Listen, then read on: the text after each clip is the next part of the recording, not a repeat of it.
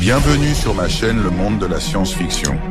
N'oubliez pas de liker et de vous abonner à la chaîne. Le silence qui régnait sur la station Epsilon 7 différait radicalement de celui du vide spatial. L'espace, dans son immensité, avalait tout écho avant même qu'il ne puisse naître. Mais ici, dans ces coursives métalliques, le silence pesait lourdement, chargé du poids des absents. Les corridors déserts auraient dû résonner de conversations, les postes de travail auraient dû grouiller d'activité. Tout était vide maintenant. Devant la baie d'observation, Théo regardait la planète qui tournait lentement en contrebas. De là-haut, elle paraissait presque sereine. Des nuages brun-gris masquaient la dévastation qui ravageait la surface. Entre ses doigts, une tasse de café refroidie depuis des heures. Il s'y accrochait machinalement, comme à un dernier vestige de normalité dans un monde où la normalité était devenue un luxe inaccessible. Derrière lui, les équipements de télécommunication clignotaient faiblement.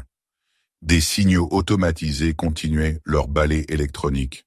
Rapport de maintenance, calcul de trajectoire orbitale, le pouls régulier de systèmes qui fonctionnaient encore, alors que leurs opérateurs avaient fui ou péri.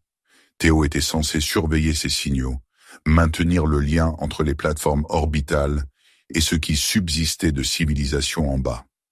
Mais depuis une semaine, les réponses à ces transmissions se faisaient de plus en plus rares. Les voix qui répondaient s'éteignaient une à une. On disait que la guerre touchait à sa fin. La vraie question était, que resterait-il quand elle cesserait enfin?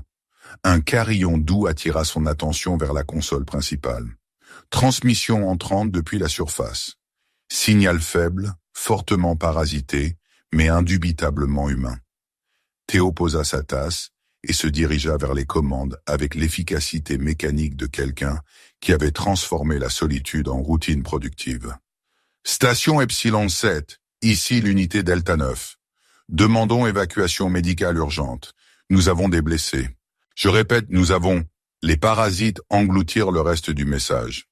Théo manipula frénétiquement les processeurs de signal, augmentant le gain, filtrant les interférences. Rien. La transmission avait disparu. Une voix de plus engloutie par le néant électronique qui en avait déjà réclamé tant d'autres. Il tenta de rétablir le contact, parcourant les fréquences, essayant différents schémas de diffusion. Silence. Le tableau de service accroché au mur affichait des noms barrés à l'encre rouge. Collègues évacués, réaffectés ou simplement disparus. Son propre nom figurait en bas d'une liste terriblement courte. Le dernier ingénieur maintenant encore les systèmes vitaux de la station. Il se disait que c'était le devoir qui le retenait ici. Mais tard la nuit, quand la gravité artificielle bourdonnait et que les systèmes de recyclage murmuraient, il se demandait si ce n'était pas simplement la peur d'être seul ailleurs. Au moins ici, entouré du chaos familier des demandes de maintenance et des calculs orbitaux, il pouvait prétendre être encore utile, encore partie prenante de quelque chose de plus grand que lui. La planète en contrebas poursuivait sa rotation lente, gardant ses secrets cachés sous les nuages et les interférences électromagnétiques. Quelque part là-bas, des gens se battaient, mouraient, appelaient à l'aide qui ne viendrait peut-être jamais. Théo se retourna vers sa console et commença à composer une nouvelle diffusion générale, ajoutant sa propre voix au chœur électronique qui chantait dans l'obscurité entre les mondes. Quelqu'un devait continuer d'essayer. Quelqu'un devait maintenir le lien, même s'il était le seul à écouter en attente d'une réponse. La fumée âcre piquait les yeux de Théo, tandis qu'il avançait prudemment à travers le champ de bataille. Sa trousse d'outils d'ingénieur cliquetait contre sa hanche à chaque pas prudent. Sous ses bottes, le sol était un mélange de terre calcinée et de métal fondu, irradiant encore la chaleur du bombardement au plasma qui s'était achevé 3 heures plus tôt. Des corps gisaient éparpillés comme des poupées brisées. Certains humains, d'autres à peine reconnaissables comme les horreurs cybernétiques qu'ils étaient devenus. L'air avait un goût de cuivre et d'ozone, assez épais pour tapisser sa gorge. Il n'aurait pas dû être là. Les ingénieurs de la station Epsilon 7 était censé rester dans les zones sécurisées, réparant les antennes de communication et maintenant les systèmes de survie. Mais quand la balise de détresse s'était interrompue en pleine transmission, quelqu'un devait l'enquêter. Il y avait toujours quelqu'un qui devait l'enquêter. Le cratère s'étendait devant lui comme une plaie dans la chair de la planète, facilement 100 mètres de diamètre et si profond que le fond disparaissait dans l'ombre. De la vapeur s'élevait des bords, où la roche surchauffée rencontrait l'atmosphère ténue de la planète. Son scanner clignotait de façon erratique. Trop d'interférences électromagnétiques provenant de la décharge d'armes. Il devrait se fier à ses yeux et à son instinct. C'est alors qu'il aperçut le reflet métallique. Au début, il pensa qu'il s'agissait de débris. Un autre morceau de machine de guerre brisée à cataloguer et signaler. Mais en dévalant la pente raide du cratère, en voyant des pierres dégringoler devant lui, la forme se précisa en quelque chose de plus délibéré, de plus humain. Elle était ensevelie sous une poutre tordue qui avait autrefois fait partie d'une tourelle défensive. Sa silhouette à peine visible sous des morceaux de béton et de métal tordu. Son armure était un chef-d'œuvre d'ingénierie de combat. Chaque plaque portait les cicatrices d'innombrables impacts, mais conservait néanmoins son intégrité. Le casque était fissuré sur un côté, une toile d'araignée de fracture qui n'avait pas éclaté complètement. Mais elle respirait. Le plastron montait et descendait dans un rythme faible et irrégulier qui semblait faire écho au pouls laborieux de la planète elle-même. « Vous m'entendez » cria Théo, sa voix résonnant étrangement dans les profondeurs du cratère, alors qu'il tombait à genoux à côté d'elle. Ses mains bougèrent automatiquement pour vérifier les points de pouls, la formation prenant le relais là où le choc l'avait momentanément figé. Elle tressaillit à son contact, son corps se contractant comme frappé par l'électricité. À travers la visière brisée, il pouvait voir ses yeux, d'un vert lumineux, emplis non de la peur qu'il attendait, mais de quelque chose de bien pire.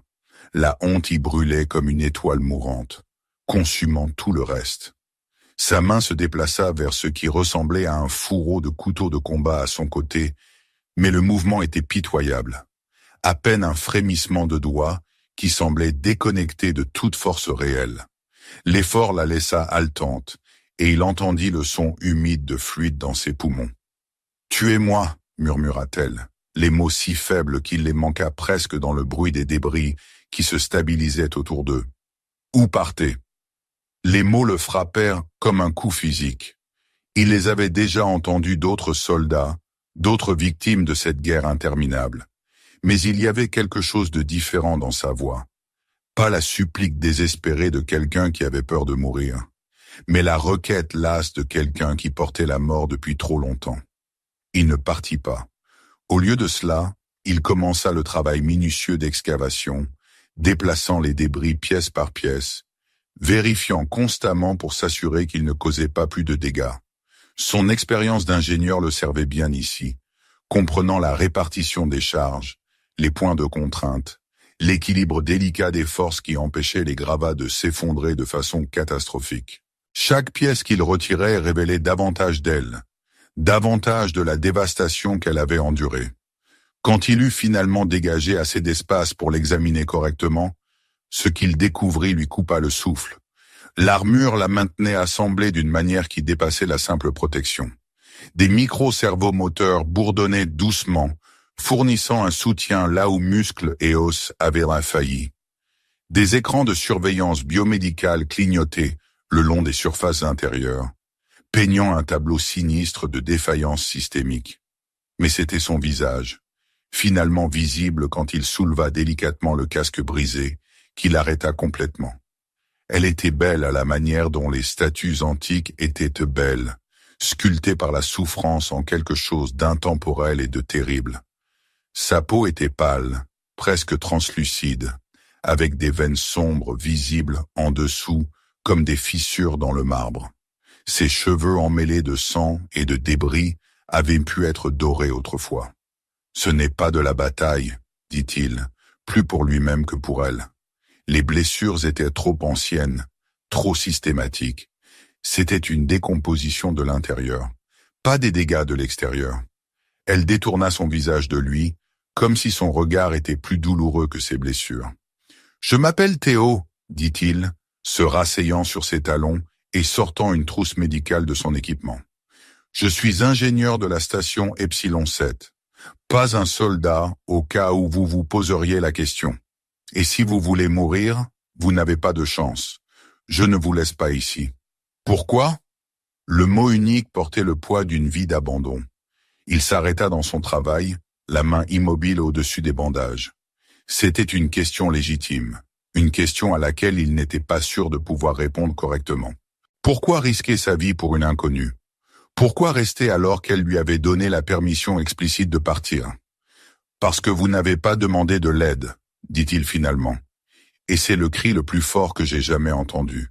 La déplacer nécessitait une planification minutieuse et une improvisation considérable.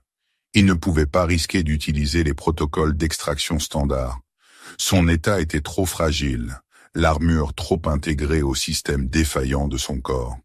À la place, il créa une civière de fortune à partir de débris et de son propre équipement, remboursant chaque surface avec tout tissu qu'il pouvait récupérer. Le trajet vers un abri prit près de 2 heures à travers un terrain qui semblait activement hostile à la vie humaine. Les 2 soleils jumeaux de la planète frappaient impitoyablement, transformant ses vêtements de travail en une seconde peau trempée de sueur.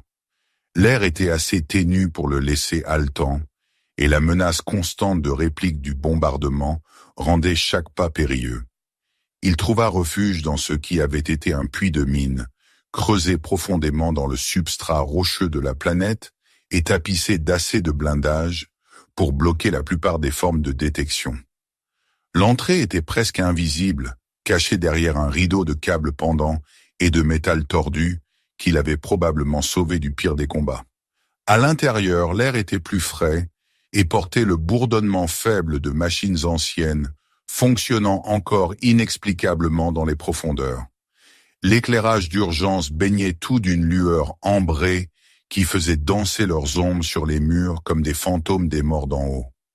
Il travailla sous cette lumière ambrée, retirant soigneusement des morceaux de son armure pour évaluer les dégâts en dessous. Ce qu'il trouva défiait toute catégorisation facile. Des brûlures couvraient la majeure partie de son torse, mais elles étaient anciennes. Des mois ou peut-être des années de guérison. Les veines bleues qu'il avait remarquées sur son visage étaient plus prononcées ici, formant des motifs complexes à travers sa peau, comme une calligraphie extraterrestre. Du sang s'écoulait de blessures qui auraient dû guérir depuis longtemps. Chaque goutte de la couleur d'un vin sombre contre sa peau pâle.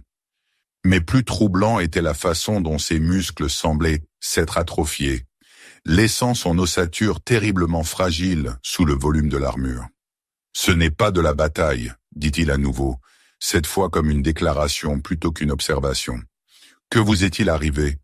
Elle resta silencieuse, l'observant travailler avec des yeux qui semblaient cataloguer chaque mouvement, chaque expression. Il y avait de l'intelligence là-dedans, et autre chose. Une sorte de conscience prédatrice qui lui rappelait qu'elle était, malgré tout, toujours une combattante. « Je ne vais nulle part, » continua-t-il, nettoyant et bandant chaque blessure avec une précision méthodique. « Alors vous pourriez aussi bien me parler. Le silence devient assez bruyant ici en bas. » Toujours rien. Mais il crut voir quelque chose changer dans son expression, le léger adoucissement autour de ses yeux. « Écoutez, j'ai du temps, » dit-il, s'adossant contre un morceau de machinerie pratique. « Plus de temps que nous n'avons probablement de provisions. Donc on peut faire ça de la manière facile où vous me dites ce qui ne va pas pour que je puisse aider.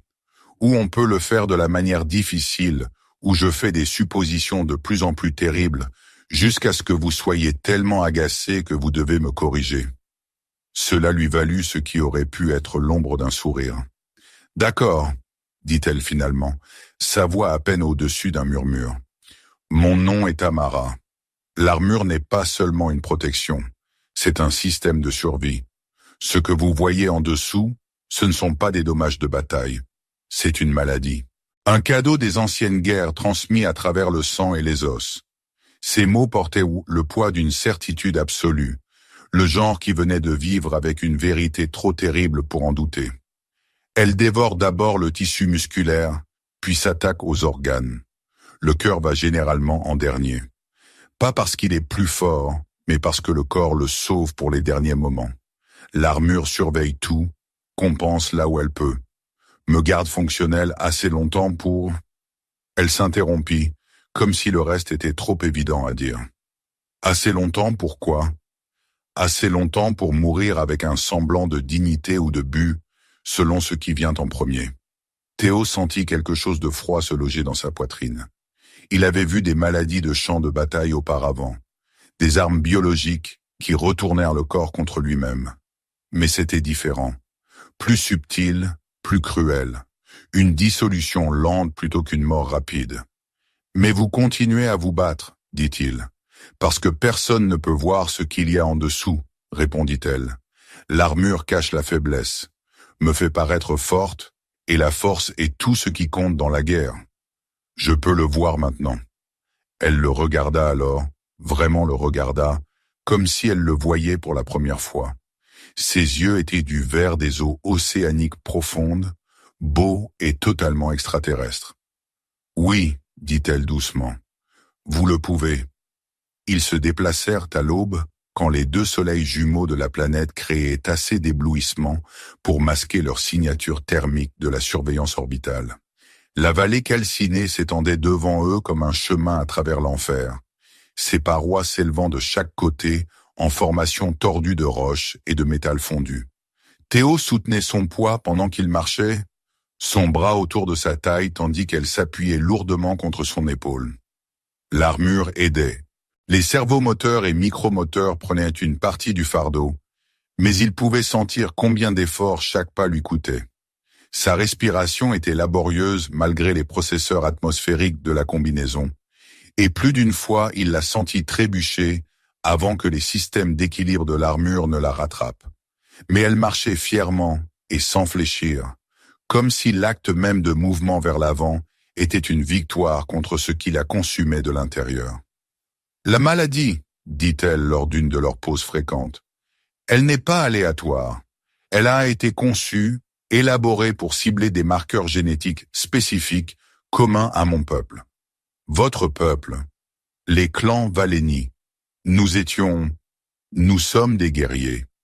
La distinction devient insignifiante quand il n'en reste plus assez pour que cela compte. » Sa voix portait une amertume qui allait plus profond que la douleur personnelle. Quelqu'un a décidé que nous étions trop dangereux pour exister, alors ils ont créé quelque chose qui nous rendrait éteints lentement. Naturellement, comme si ce n'était que de la malchance plutôt qu'un génocide. Théo sentit sa mâchoire se serrer. Il avait entendu des rumeurs de telles armes, des agents biologiques ciblant des populations spécifiques. Mais l'entendre de quelqu'un qui le vivait était différent, personnel et terrible. « J'ai mené l'assaut sur l'installation d'armes où elle a été créée, » continua-t-elle. « Je pensais que peut-être nous pourrions trouver un remède, ou au moins une explication. Au lieu de cela, je n'ai trouvé que plus de questions et la confirmation que quiconque nous a fait cela était très, très minutieux. » Ils marchèrent en silence pendant un moment, se frayant un chemin à travers des champs de débris et des chaînes de cratères qui dépeignaient une image de destruction systématique. Ce n'avait pas été une bataille. Cela avait été une exécution. « Les blessures qui me tuent ne viennent pas d'armes, » dit-elle finalement. Elles viennent de l'intérieur, d'un corps qui a été enseigné à se détruire cellule par cellule, système par système. Sa voix prit une qualité distante, comme si elle parlait de quelque part très loin. « Je peux encore voir leur visage, vous savez. Mon équipe d'assaut. 37 des meilleurs guerriers que nos clans aient jamais produits. » Elle s'arrêta, sa respiration devenant plus laborieuse. « Je les ai menés dans cette installation en croyant que nous allions détruire la source de la souffrance de notre peuple. Au lieu de cela, nous sommes entrés dans un piège si parfait qu'il aurait pu être conçu spécifiquement pour nous. » Théo sentit son poids se déplacer contre lui, entendit le doux rugissement des stabilisateurs de son armure, compensant son tremblement. L'installation était déjà évacuée quand nous sommes arrivés. Couloirs vides, systèmes éteints, Rien que des données de recherche abandonnées et des échantillons biologiques. Mais nous avons trouvé les chambres de production, de vastes réservoirs où ils avaient cultivé l'agent pathogène qui nous tuait. Pendant un instant, j'ai pensé que nous avions gagné. Son rire fut amer comme de l'eau empoisonnée. La brèche de confinement n'était pas un accident. C'était le mécanisme final du piège. Dès que nous sommes entrés dans le laboratoire principal, des systèmes automatisés ont commencé à pomper des versions aérosolisées de chaque souche qu'ils avaient développée dans l'air.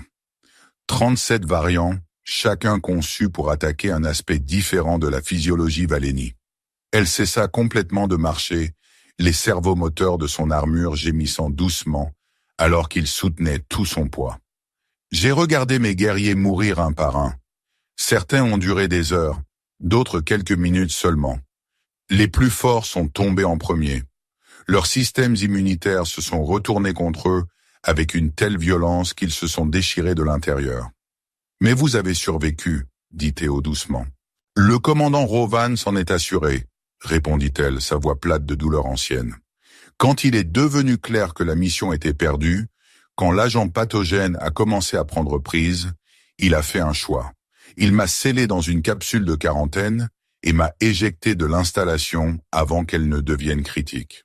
Théo pouvait entendre quelque chose se briser dans sa voix. Des décennies de culpabilité et de honte, trouvant finalement leur libération. Il m'a dit que j'étais le seul espoir de la mission, que quelqu'un devait survivre pour avertir notre peuple, pour porter la connaissance de ce qui nous avait été fait. Mais je connaissais la vérité. Son casque se tourna vers lui, et il pouvait voir des larmes tracer des chemins sur son visage derrière la visière fissurée. Il m'a sauvé parce que j'étais déjà infecté, parce que me laisser vivre était plus cruel que me laisser mourir. Vous ne savez pas ça. J'ai senti le changement commencer même alors que la capsule m'emportait loin de l'explosion. Les premiers symptômes, la faiblesse musculaire, la façon dont mon cœur a commencé à lutter contre quelque chose qu'il ne pouvait pas combattre. Il savait que je souffrirais. Il savait que je mourrais lentement, portant la connaissance de mon échec comme une deuxième maladie. Elle reprit la marche, mais ses mouvements étaient mécaniques maintenant, conduits par les systèmes d'armure plutôt que par la volonté. J'aurais dû rester avec mes guerriers. J'aurais dû mourir à leur côté au lieu de fuir comme une lâche. « Mais vous n'avez pas fui, » dit Théo, sa voix féroce de conviction. « Vous avez survécu, vous avez porté le message. Vous avez continué à vous battre même quand votre corps se détruisait. Mais vous n'abandonnez pas, » continua-t-il. Elle resta silencieuse si longtemps qu'il pensa qu'elle ne l'avait pas entendu. Parce qu'abandonner signifie qu'il gagne. Et j'ai vu trop d'amis mourir pour leur offrir cette victoire à bon marché. Mais aussi parce que... Elle s'arrêta, et quand elle parla à nouveau, sa voix était à peine un murmure. Parce que le commandant Rovan avait tort. Je n'étais pas le seul espoir de la mission. J'étais son plus grand échec. Et les échecs n'ont pas le droit de se reposer jusqu'à ce qu'ils trouvent un moyen d'équilibrer les comptes. « Je vous vois !» dit-il simplement. Elle cessa de marcher, se tournant pour le regarder avec une expression qu'il ne pouvait pas tout à fait lire. De la surprise peut-être, ou quelque chose de plus profond et plus complexe. « Oui !» dit-elle après un long moment. « Vous le faites. » La nuit apporta ses propres dangers. L'écosystème de la planète avait été brisé par le bombardement, poussant les survivants de toutes espèces à une recherche désespérée de nourriture. Certains étaient simplement affamés. D'autres avaient des agendas qui allaient au-delà de la simple survie. Théo les entendit venir avant de les voir. Le doux raclement de bottes sur la pierre, le murmure métallique d'armes tirées. Son expérience d'ingénieur n'incluait pas de formation au combat, mais elle lui avait appris à penser systématiquement aux problèmes et aux solutions. La mine qu'il assembla à partir de composants de sa trousse à outils n'aurait pas impressionné un ingénieur militaire. Mais elle n'avait pas besoin d'être parfaite. Elle devait juste créer assez de lumière et de bruit pour aveugler et désorienter quiconque descendrait le passage étroit qu'ils avaient choisi pour abri. Les fusées éclairantes étaient encore plus simples. Des réactions chimiques basiques qui créerait des lumières vives à intervalles irréguliers, rendant impossible pour les assaillants de juger leur position réelle dans l'obscurité. Mais c'étaient les leurres lumineux dont il était le plus fier. Petits dispositifs qui projetaient des silhouettes holographiques sur les parois de la caverne, avec mouvements simulés et signatures thermiques. Pas assez sophistiqués pour tromper des scanners militaires, mais parfaits pour des charognards désespérés avec de l'équipement improvisé. Quand l'attaque arriva, elle fut rapide et brutale. 3 silhouettes en armure dépareillée, portant des armes qui ressemblaient à des assemblages de récupération de champs de bataille. Des chasseurs de trophées, très probablement, le genre de prédateurs qui suivaient dans le sillage des grandes batailles, collectionnant des souvenirs des morts et des mourants. Amara bougea comme la mort liquide malgré son état. Sa lame apparut dans sa main comme invoquée du néant. Ses mouvements n'étaient pas les frappes précises et économiques d'un guerrier en bonne santé.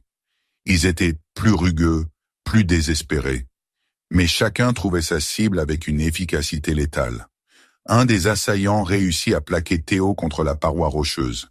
Un morceau de métal déchiqueté pressé contre sa gorge, assez fort pour tirer du sang. Il pouvait sentir l'haleine de l'homme, rance de famine et de désespoir, pouvait voir la folie brillante de fièvre dans ses yeux. Puis Amara était là, se lançant entre eux avec une vitesse qui n'aurait pas dû être possible. Elle prit le coup de retour de l'assaillant sur son armure, l'impact produisant un son comme le tonnerre qui se brise, mais elle enfonça sa lame profondément, mettant fin à la menace même si l'effort l'a mis à genoux. Quand ce fut terminé, quand les échos de violence s'étaient évanouis dans le silence, Théo pouvait entendre le son des systèmes d'armure d'Amara, luttant pour compenser de nouveaux dégâts. Des voyants d'avertissement clignotaient le long des surfaces intérieures, et il crut entendre quelque chose grincer là où cela aurait dû bourdonner en douceur. « Vous n'avez pas à me protéger, » dit-il, l'aidant à se relever et vérifiant l'intégrité des joints de sa combinaison. « Et vous n'avez pas à sauver quelqu'un qui est en train de mourir, » répondit-elle. Mais il n'y avait pas de chaleur dedans, juste une sorte de reconnaissance lasse. « Peut-être que si, » dit-il. Elle le regarda longuement, et il pensa voir quelque chose changer dans son expression.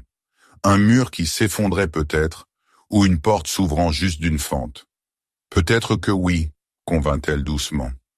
Le poste d'observation avait été abandonné depuis des mois, peut-être des années, mais sa structure de base était solide, et plus important encore, il était bien caché parmi les affleurements rocheux qui couronnaient cette colline particulière. De là, il pouvait voir sur des kilomètres dans toutes les directions, suffisamment d'avertissements si quelqu'un d'autre décidait de les chasser. À l'intérieur, Théo travaillait pour la rendre confortable pendant que les systèmes médicaux de son armure effectuaient leur diagnostic sans fin. Il confectionna des compresses à partir de vêtements déchirés, lui donna de l'eau de son système de recyclage, lui raconta des histoires de sa vie sur les stations orbitales pour la distraire de la douleur. Il parla des levées de soleil artificiels qu'il programmait dans les systèmes d'éclairage de la station, des jardins hydroponiques où il avait appris à apprécier le simple miracle de faire pousser des choses dans des environnements stériles. Il lui raconta que sa mère lui chantait des berceuses anciennes qui avaient miraculeusement survécu au voyage entre les étoiles. Et lentement, prudemment, il en chanta une maintenant. Une mélodie simple à propos de marins trouvant un port sûr après les tempêtes. Sa voix n'avait rien de spécial, rugueuse à cause de trop d'air recyclé et pas assez de pratique. Mais elle remplissait le silence entre eux de quelque chose qui n'était ni douleur ni peur. Elle rit. C'était un son petit, à peine plus qu'une expiration, mais il transforma complètement son visage. Juste pour un instant, il put voir au-delà du masque du guerrier, jusqu'à la femme en dessous. Quelqu'un qui aurait pu danser lors de festivals, ou se disputer avec des amis sur des choses triviales, ou s'endormir en lisant des livres qui n'avaient rien à voir avec la mort. « Vous êtes un homme étrange, Théo de la station Epsilon 7, dit-elle, et sa voix portait des notes qu'il n'avait pas entendues auparavant. De la chaleur peut-être, ou quelque chose qui pourrait devenir de la chaleur avec le temps. Et vous êtes une guerrière obstinée, Amara des clans Valénie, répondit-il. Le sourire s'évanouit de son visage comme une bougie qu'on éteint. Je ne suis plus une guerrière. Les guerriers combattent. Les guerriers protègent leur peuple. Je ne fais que porter la peau d'un guerrier pendant que tout ce qu'il y a en dessous pourrit. Il se rapprocha d'elle, ses mains stables alors qu'il cherchait les mécanismes de libération de l'armure. Elle ne l'arrêta pas alors qu'il retirait soigneusement la coquille extérieure de son plastron, révélant la peau cicatrisée mais chaude en dessous. Les dommages étaient étendus. Des réseaux de cicatrices chirurgicales superposés au motif de veines bleues de sa maladie. Mais en dessous de tout cela, il pouvait sentir le rythme régulier de son cœur, fort malgré tout ce qui essayait de l'arrêter. « Pour moi, dit-il tranquillement, vous êtes toujours la personne la plus forte que j'ai jamais rencontrée. » Elle s'appuya contre son épaule alors, son poids se posant contre lui comme la confiance faite manifeste. Ils s'assirent en silence, regardant les constellations extraterrestres tournoyer au-dessus à travers les fenêtres fissurées du poste d'observation. L'aube apporta de nouvelles terreurs. Les drones apparurent comme des points distants contre le ciel matinal. Leur schéma de vol trop régulier pour être des charognards naturels. C'étaient des unités militaires, de vieux sentinelles automatisées restantes de la guerre, suivant toujours leur programmation originale des années après que leur créateur soit passé à d'autres batailles. L'un d'eux commença à traquer leur position, ses capteurs les peignant avec des faisceaux de ciblage qui donnaient la chair de poule à Théo. La lumière cramoisie balaya sa poitrine comme le toucher de la mort elle-même, et il pouvait entendre le sifflement aigu des systèmes d'armes en charge. « Il s'est verrouillé sur nous », dit Amara, sa voix tendue de reconnaissance. « Modèle chasseur-tueur, ils ne s'arrêtent pas jusqu'à ce que leur cible soit éliminée. »« J'ai déjà vu ces engins », répondit Théo, son esprit parcourant les possibilités.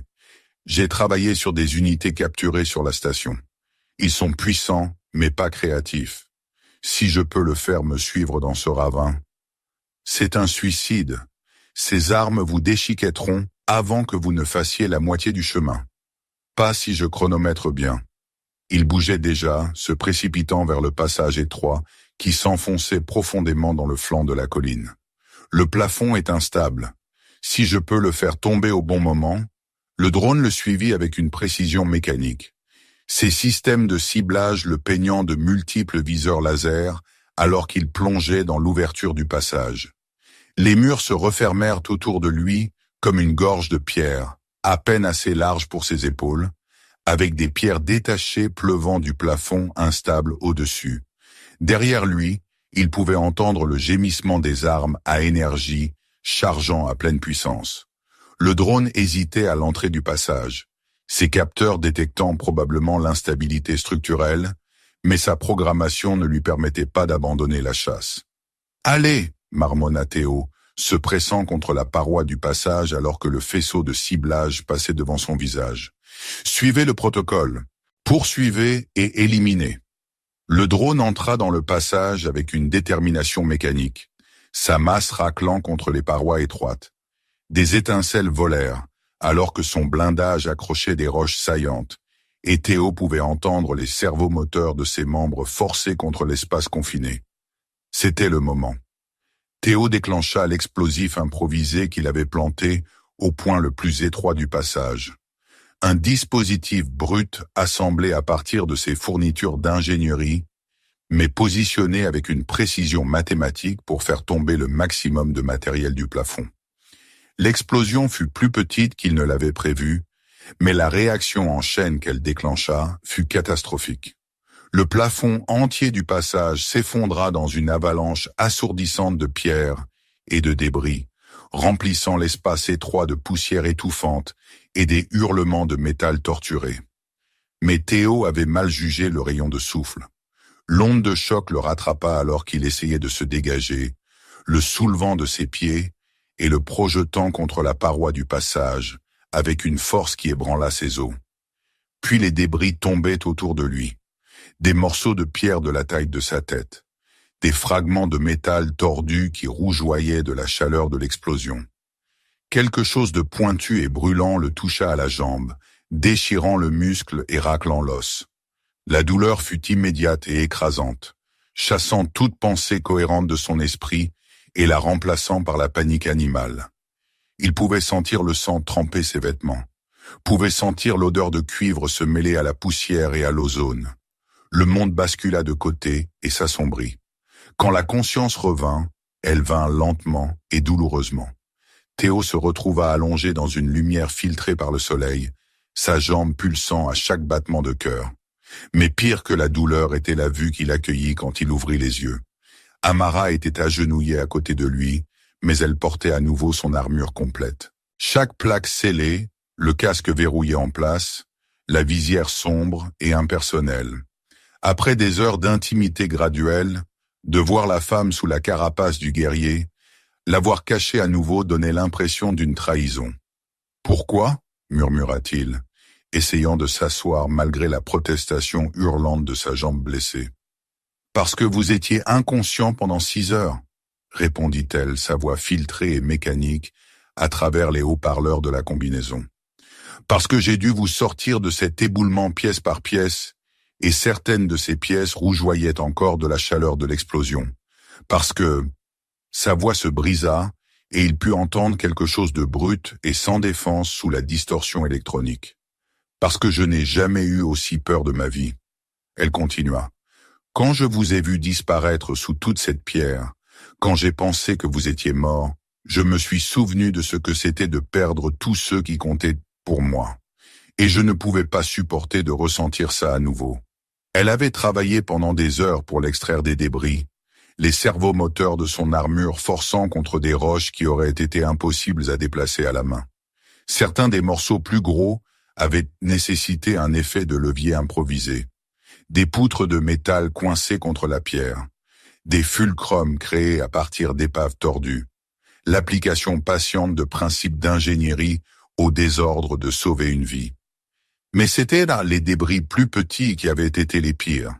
Des fragments de pierre et de métal si étroitement tassés autour de sa forme inconsciente que les retirer nécessitait un soin méticuleux. Un faux mouvement aurait pu enfoncer un éclat de métal plus profondément dans ses blessures, ou faire tomber une autre section du plafond instable. « Je n'ai pas arrêté de vous parler pendant que je travaillais, » dit-elle, ses mains blindées douces alors qu'elle vérifiait ses blessures. « Je vous racontais des histoires sur mon foyer, sur les festivals que nous tenions avant la guerre, sur l'apparence de nos cités quand les 3 lunes se levaient ensemble au-dessus des flèches de cristal. » Sa voix prit une qualité distante, comme si elle parlait d'un souvenir plutôt que de la douleur présente. « Je vous ai parlé du serment du guerrier que nous prêtions enfants, de protéger les innocents, de tenir tête aux ténèbres, de ne jamais abandonner ceux qui dépendaient de nous. J'ai dit les mots dans ma propre langue d'abord, puis je les ai traduits pour vous. Je pensais que si vous pouviez entendre ma voix, peut-être que vous vous battriez plus fort pour revenir. » Théo tendit la main vers la sienne, ses doigts trouvant les articulations de son gantelet. Même à travers le volume de l'armure, il pouvait sentir son tremblement. « Je vous ai entendu, » dit-il doucement. « Dans l'obscurité, quand tout le reste avait disparu, j'ai entendu votre voix. Et c'est à ce moment-là que j'ai su, » continua-t-elle, ces mots venant plus vite maintenant, comme si un barrage s'était rompu en elle. « C'est à ce moment-là que j'ai compris pourquoi le commandant Rovan m'a sauvé. Pourquoi il m'a fait vivre alors que je voulais mourir avec mes guerriers. Ce n'était pas de la cruauté, ce n'était pas une punition. C'était pour que je puisse être ici, en ce moment, avec la force de vous tirer des décombres quand personne d'autre ne le pouvait. » Elle se pencha plus près, et il pouvait voir son propre reflet dans sa visière sombre, meurtri et ensanglanté, mais vivant. « J'ai remis l'armure parce que sans elle, vous me verriez abandonné, dit-elle. Et j'ai réalisé que je ne veux plus abandonner. Pas quand il y a encore quelqu'un pour qui ça vaut la peine de se battre. » Le poids de ces mots se posa sur lui comme une pierre. Elle se préparait à mourir, réalisa-t-il, enfilant l'armure une dernière fois. Pas pour se protéger, mais par dignité, pour qu'il se souvienne du guerrier plutôt que de la femme qui s'effondrait en dessous. « Je ne vous laisserai pas faire, » dit-il férocement. « Vous n'aurez peut-être pas le choix. » La balise de communication se dressait sur une crête surplombant la vallée, son réseau d'antennes toujours intact, malgré tout ce qui s'était passé en contrebas. C'était un vieux modèle, datant probablement des efforts de colonisation originaux. Mais c'était exactement ce dont Théo avait besoin. Y arriver prit la majeure partie de la journée. Sa jambe blessée les ralentit considérablement, forçant des pauses fréquentes que ni l'un ni l'autre ne pouvaient vraiment se permettre. Mais Amara ne se plaignit jamais, ne suggéra jamais qu'ils abandonnent l'effort. Elle ajusta simplement son rythme pour correspondre à ses limitations et continua d'avancer. Les systèmes d'alimentation de la balise avaient été coupés depuis des mois, mais ces générateurs de secours contenaient encore assez de charge pour les opérations de base. Théo travailla avec l'intensité concentrée de quelqu'un qui comprenait que l'échec signifiait la mort. Pas seulement pour eux, mais pour tout espoir de trouver des réponses sur ce qui avait été fait au peuple d'Amara.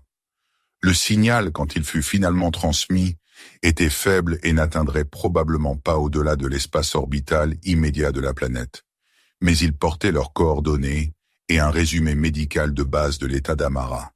Si quelqu'un écoutait, si quelqu'un se souciait, il saurait où les trouver. « C'est fait », dit-il, s'adossant contre la structure de support de la balise avec un soupir d'épuisement. Amara s'assit à proximité, son dos contre le mur rocheux de la crête. Même à travers le volume de l'armure, il pouvait voir combien le voyage lui avait coûté. Ses mouvements étaient plus lents maintenant, plus laborieux.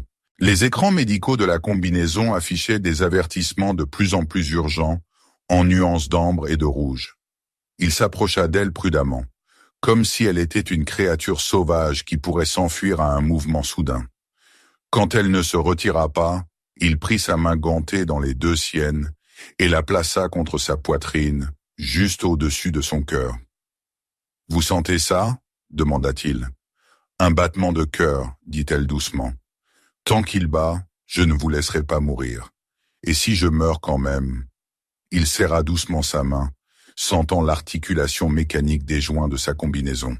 « Alors ce ne sera pas seul. Mais pas aujourd'hui, Amara. Pas aujourd'hui. » Le vaisseau qui arriva le lendemain matin était petit et sans marque. Le genre de navire qui pouvait se glisser entre les routes de patrouille sans attirer l'attention. Théo le regarda descendre avec un mélange d'espoir et de terreur. L'espoir que l'aide était finalement arrivée. La terreur que ce pourrait être le mauvais type d'aide entièrement.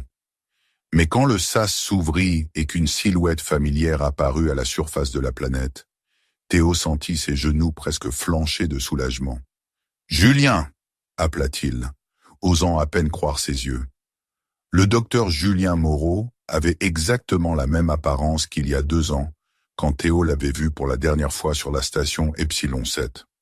D'âge moyen, légèrement froissé, avec un genre d'expression distraite qui venait de passer trop de temps à réfléchir à des problèmes qui n'avaient pas de solution facile. Sa blouse médicale était d'un blanc immaculé contre le paysage poussiéreux de la planète, le faisant paraître impossiblement propre et civilisé. « Vous avez survécu », dit Julien, franchissant la distance entre eux avec des pas rapides et efficaces. Ses yeux cataloguaient déjà les blessures de Théo, sa formation médicale prenant le relais. « Bien que je doive dire, quand j'ai reçu votre transmission, je n'ai pas été entièrement surpris. »« Surpris ?» La bouche de Julien se courba en un sourire levé alors qu'il les rejoignait. « Vous avez toujours eu un talent pour trouver des gens qui avaient besoin d'être sauvés, surtout ceux qui ne le demandaient pas. » Les mots frappèrent Théo comme un coup physique, le ramenant 2 ans en arrière vers une autre planète, une autre crise. La station minière sur Kepler 442b, où une défaillance du réacteur avait piégé 60 travailleurs dans les puits profonds. La compagnie les avait radiés comme perte acceptable, mais Théo avait passé 3 jours à bricoler des appareils respiratoires et à improviser des systèmes de levage, refusant d'abandonner des gens qui avaient renoncé à tout espoir de sauvetage. Julien avait été là aussi, faisant partie de l'équipe médicale d'urgence qui avait soigné les survivants quand Théo les avait finalement ramenés à la surface. Déshydratés, hypothermiques, convaincus qu'ils allaient mourir dans l'obscurité mais vivant parce qu'un ingénieur têtu ne pouvait pas s'éloigner de voix appelant dans les profondeurs. C'était différent, dit Théo tranquillement. Vraiment? Le regard de Julien se déplaça vers Amara, prenant en compte son armure cabossée et les signes évidents de maladie systémique. Laissez-moi deviner, elle vous a dit de la laisser, probablement plus d'une fois. Mais vous êtes resté quand même parce que c'est qui vous êtes. Théo sentit la chaleur monter à ses joues. Elle m'a sauvé la vie plus d'une fois. J'en suis sûr, et je suis également sûr qu'elle ne vous a jamais demandé de sauver la sienne en retour. Julien s'agenouilla à côté d'Amara, ses mains bougeant avec une confiance professionnelle, alors qu'il commençait son examen. Vous avez un don, Théo. Vous entendez les appels à l'aide que les gens sont trop fiers ou trop brisés pour exprimer. Et voici votre compagne, continua Julien, sa voix s'adoucissant alors qu'il s'adressait directement à Amara. Elle m'a sauvé la vie, dit Théo simplement. Plus d'une fois. Mais elle est en train de mourir, Julien. Il y a quelque chose qui ne va pas chez elle. Une sorte d'arme biologique qui la dévore vivante de l'intérieur. Julien s'approcha d'Amara avec les mouvements prudents de quelqu'un habitué à traiter des patients traumatisés. Il ne demanda pas la permission avant de commencer son examen, mais ses mains étaient douces alors qu'il vérifiait les lectures médicales de l'armure et évaluait son état à travers les capteurs de la combinaison. « C'est une ancienne mutation de guerre », dit-il après plusieurs longues minutes d'analyse. Sa voix portait le poids de la reconnaissance et quelque chose qui aurait pu être de la culpabilité. « Je l'ai déjà vu dans des environnements de laboratoire. Nous travaillions sur des contre-mesures à l'époque où la recherche était encore classifiée. » Le casque d'Amara se tourna vers lui avec une précision mécanique. « Des contre-mesures, un antidote ?» Julien confirma. « Les chances de succès ne sont pas encourageantes. La maladie est trop bien établie, trop intégrée au système de votre corps. Mais elle existe. » Théo sentit son cœur sauter un battement. Après tout ce qu'ils avaient traversé, après l'avoir regardé s'évanouir lentement, malgré tous ses efforts, il pourrait effectivement y avoir de l'espoir. Mais Amara secouait la tête. « Je ne mérite pas d'être sauvée, dit-elle, sa voix plate et mécanique. J'ai mené mon peuple dans un piège. Je les ai tous trahis. » Théo s'avança, prenant ses mains blindées dans les siennes. Même à travers les gants, il pouvait sentir combien elle était froide, combien fragile, malgré le volume de la combinaison. « Alors je ne mérite pas de vivre, dit-il férocement. Parce que si vous mourrez, une partie de moi meurt avec vous, et je ne suis pas prêt pour ça. » Elle le fixa longuement, et il souhaitait désespérément pouvoir voir son visage. Finalement, elle commença le lent processus de retrait de son casque, chaque joint se désengageant avec un doux sifflement de pression égalisante. Quand elle fut finalement révélée, son visage était strié de larmes, les premières qu'il l'avait vue verser. Elle traçait des sillons propres à travers la crasse et l'épuisement, la faisant paraître plus jeune et plus humaine qu'il ne l'avait jamais vue. « D'accord, » murmura-t-elle. « D'accord. » Le processus de retrait de l'armure fut comme regarder quelqu'un muet de sa peau. Chaque pièce se détacha lentement, soigneusement, révélant plus de la femme cachée sous la carapace du guerrier. Sans le volume de la combinaison, elle paraissait incroyablement fragile, tout en angle aigu et espace creux où le muscle aurait dû être. Mais elle était aussi indéniablement belle. Pas de la façon dont les magazines de mode ou les vidéos de divertissement définissent la beauté, mais de la façon dont les choses qui ont survécu sont belles. Les cicatrices devenaient des histoires écrites sur la peau, et la faiblesse devenait une sorte d'honnêteté plus rare que la force. « Maintenant vous voyez tout, » dit-elle, se tenant devant eux en simple sous-vêtement. Chaque défaut et vulnérabilité exposée. « Oui, » répondit Théo, sa voix stable malgré l'émotion menaçant de le submerger. « Et vous êtes toujours la personne la plus belle que j'ai jamais vue. » Elle craqua alors, des années de larmes retenues, trouvant finalement leur libération. Julien administra l'injection pendant qu'elle pleurait, l'antidote entrant dans son système, avec rien de plus dramatique qu'une brève piqûre. Mais Théo pouvait voir l'espoir dans les yeux de Julien. L'optimisme prudent d'un médecin qui pensait que sa patiente pourrait effectivement avoir une chance. Maintenant nous attendons, dit Julien, se rasseyant sur ses talons. Le traitement fonctionnera ou ne fonctionnera pas. Il n'y a rien de plus que nous puissions faire, sauf surveiller ses progrès et espérer que son corps puisse se souvenir comment se guérir. Théo s'assit à côté d'elle, alors qu'elle tombait dans le premier sommeil paisible qu'il l'avait vue avoir. Sa respiration était encore laborieuse, mais il y avait quelque chose de différent à ce sujet. Moins désespéré, peut-être, plus comme quelqu'un qui se repose que quelqu'un qui meurt.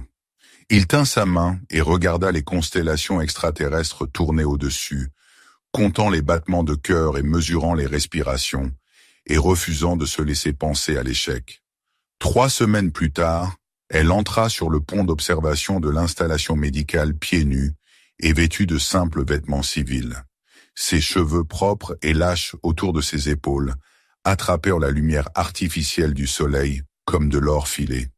Les veines bleues étaient toujours visibles sous sa peau, mais elles ne ressemblaient plus à des fractures dans le marbre. Elles ressemblaient à des rivières ramenant la vie dans une terre frappée par la sécheresse. « Je rêve maintenant », dit-elle, le rejoignant à la balustrade qui surplombait les jardins de l'installation. « De vrais rêves, pas des visions de fièvre, et il n'y a pas de douleur en eux. »« Cela signifie que vous guérissez », dit Théo, bien qu'il le sût déjà en la regardant ces dernières semaines. Le changement avait été graduel mais indéniable. La couleur revenant à sa peau, la force coulant de nouveau dans les muscles gaspillés, la terrible fragilité quittant ses mouvements. Elle se tourna pour lui faire face, et dans ses mains était un poids familier, son ancienne armure compressée en un paquet soigné, qui paraissait d'une certaine façon plus petite et moins menaçante qu'il ne s'en souvenait. « Je n'ai plus à porter ceci, » dit-elle, la tenant entre eux comme une offrande. Il prit sa main libre, s'émerveillant de la chaleur de sa peau, du pouls régulier sous ses doigts. « Que voulez-vous en faire ?»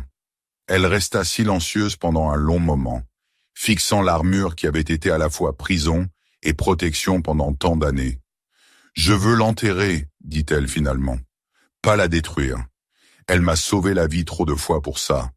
Mais je veux la mettre au repos, la laisser dormir dans la terre comme le guerrier que j'étais. » Ils trouvèrent un endroit dans le jardin commémoratif de l'installation, sous un arbre que Julien leur avait dit être natif de la terre, apporté ici comme un semis et nourri en quelque chose qui pourrait survivre dans un sol extraterrestre. L'ironie ne leur échappa pas.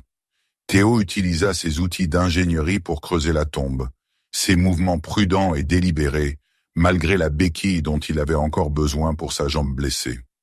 Amara s'agenouilla à côté du trou, passant ses doigts sur chaque pièce d'armure une dernière fois. « Tu as été fidèle, » murmura-t-elle au métal, sa voix portant le poids d'une prière funéraire. « Tu m'as porté quand je ne pouvais pas me porter moi-même. Tu m'as protégé quand je n'avais plus la force de me protéger moi-même. Tu m'as rendue forte quand j'avais oublié ce que la force signifiait. » Elle plaça chaque pièce dans la terre avec un soin révérencieux, le plastron qui avait surveillé son cœur défaillant, les gantelets qui avaient stabilisé ses mains tremblantes, le casque qui avait caché ses larmes d'un monde qui attendait que les guerriers soient incassables.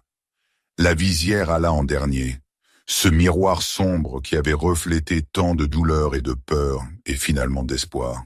Ils la couvrirent ensemble, empilant de la terre sombre sur du métal poli, jusqu'à ce qu'il ne reste plus qu'un petit monticule sous l'arbre extraterrestre. Amara plaça une seule pierre blanche sur le dessus. Une tradition de son monde natal, expliqua-t-elle, marquant la tombe d'un guerrier qui était mort avec honneur. « Est-ce ce que c'est ?» demanda Théo. « Une mort ?»« Non, dit-elle, se levant et époussetant la terre de ses mains. C'est une transformation. Le guerrier est mort, mais la femme vit. » Le lendemain matin, ils quittèrent l'installation ensemble, alors que l'aube artificielle peignait le ciel en nuances de rose et d'or. Théo se déplaçait lentement avec sa béquille, la blessure à sa jambe ayant mal guéri malgré les meilleurs efforts de Julien. Mais il ne se souciait pas de la limitation. C'était un rappel de ce qu'il avait survécu, de ce qu'ils avaient survécu ensemble. Amara marchait à côté de lui pieds nus, ses vêtements civils simples et pratiques, mais d'une certaine façon élégants, dans leur banalité même. Elle portait un petit sac avec leurs quelques possessions, mais ses mains étaient libres, non encombrées par des armes, ou une armure, ou le poids du devoir d'un guerrier. Le transport qui les emmènerait à la prochaine station orbitale attendait sur la plateforme d'atterrissage devant, mais aucun d'eux ne se précipita vers lui. Il y aurait du temps pour les destinations plus tard, du temps pour de nouveaux mondes et de nouveaux objectifs. Pour l'instant, il y avait juste l'air du matin sur leur visage et la connaissance qu'ils n'étaient plus seuls. « Où allons-nous à partir d'ici » demanda Amara en marchant. « En avant » répondit Théo, ajustant sa prise sur la béquille et accordant son rythme au sien. « Ensemble » dit-elle. Elle sourit.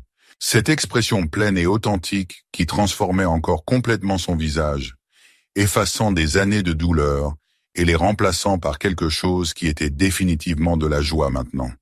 Plus seulement la possibilité de celle-ci. Derrière eux, les tours de l'installation médicale attrapèrent la lumière comme des lances plantées dans le ciel matinal. Devant, le transport attendait avec ses portes ouvertes et ses moteurs qui chauffaient.